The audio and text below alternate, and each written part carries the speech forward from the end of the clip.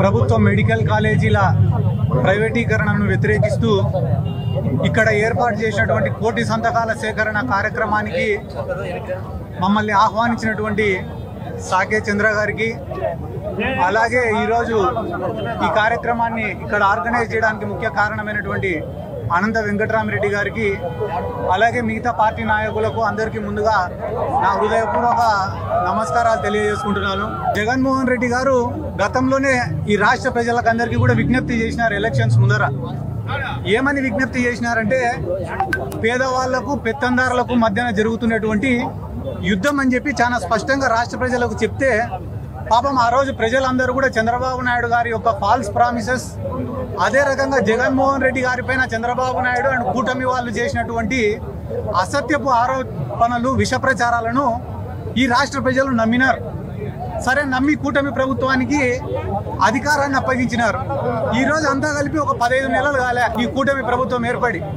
15 నెలలు కాకముందే ఈరోజు జగన్మోహన్ రెడ్డి గారు రాష్ట్రంలో ఏ మూలకు పోయినా కూడా, అది ఉత్తరాంధ్ర కావచ్చు, ఉభయ గోదావరి జిల్లాలు కావచ్చు, కృష్ణా గుంటూరు జిల్లా కావచ్చు, రాయలసీమ పరిధిలో కావచ్చు, ఏ ప్రాంతంలో పర్యటించినా కూడా వేల సంఖ్యలో, లక్షల సంఖ్యలో ప్రజలు స్వచ్ఛందంగా వచ్చి ఆయనకు బ్రహ్మరథం పడుతున్నారు. అంతమంది ప్రజలు వచ్చి ఆయనకు బ్రహ్మరథం పట్టడానికి గల ముఖ్యమైన కారణం ఏమిరా అంటే, ఈ కూటమి ప్రభుత్వం చెప్పినటువన్నీ కూడా అబద్ధాలు.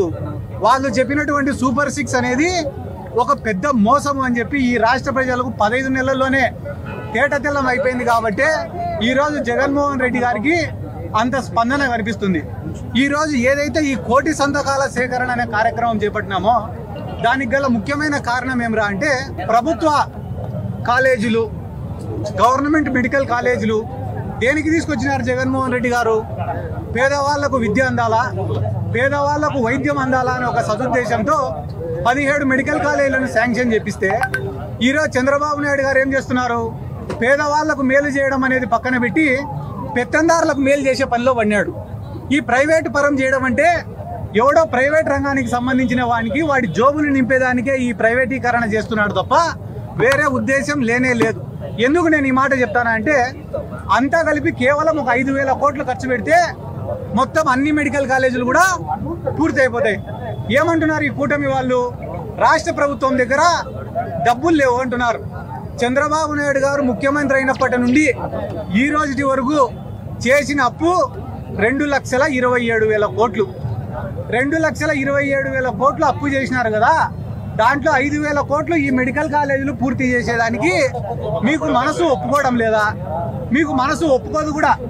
దానికి గల కారణం ఏమిరా అంటే, మెడికల్ కాలేజీలు పూర్తయితే ఆ మెడికల్ కాలేజీలు చూసిన ప్రతిసారి జగన్మోహన్ రెడ్డి గారు గుర్తొస్తారు కాబట్టి.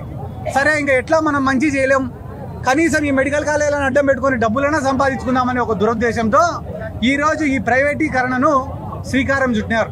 ఇంకొక గొప్ప విషయం ఏమిరా అంటే, అన్న, లాస్ట్ ఒక నెల రోజుల నుంచి మన రాష్ట్రంలో చాలా అద్భుతాలు జరుగుతున్నాయి. మొన్ననే మొంతే అనే ఒక తుఫాన్ వచ్చింది. చంద్రబాబు నాయుడు గారు చాలా చాకచక్యంగా వ్యవహరించి వర్షపాతాన్ని తగ్గించి తుఫాన్ని వేరే దారిలో పంపించినాడు. అది అయిపోయిన వెంటనే నారా లోకేష్ గారు ఆయనకు ఉన్నటువంటి శక్తి సామర్థ్యాలను అన్ని ఉపయోగించి మన దేశంలో ఉండే మహిళల్ని వరల్డ్ కప్ కొట్టేలాగా చేసినాడు ఆయన. చంద్రబాబు నాయుడు గారు ఆయనకు ఉన్నటువంటి అనుభవాన్ని అంతా ఉపయోగించి ఆర్టిఫిషియల్ ఇంటెలిజెన్స్ కనుక్కొని మన రాష్ట్రాన్ని ప్రగతి పదంలో నడిపిస్తున్నాడు. ఇవి పొద్దున్న లేచేప్పటి నుంచి రాత్రి వరకు మీడియా ఛానళ్లలో వాళ్ళకి ఇచ్చేటటువంటి ప్రొజెక్షన్లు. వాళ్ళ గురించి అంత గొప్పగా చెప్తున్నారు కదా. అంత అనుభవజ్ఞులైన చంద్రబాబు నాయుడు గారికి 5,000 కోట్ల రూపాయలు ఈ మెడికల్ కాలేజీలను పూర్తి చేసేదానికి ఎందుకు పుట్టడం లేదనేది ఈ రాష్ట్ర ప్రజలందరూ కూడా ఒక్కసారి ఆలోచన చేయాలా.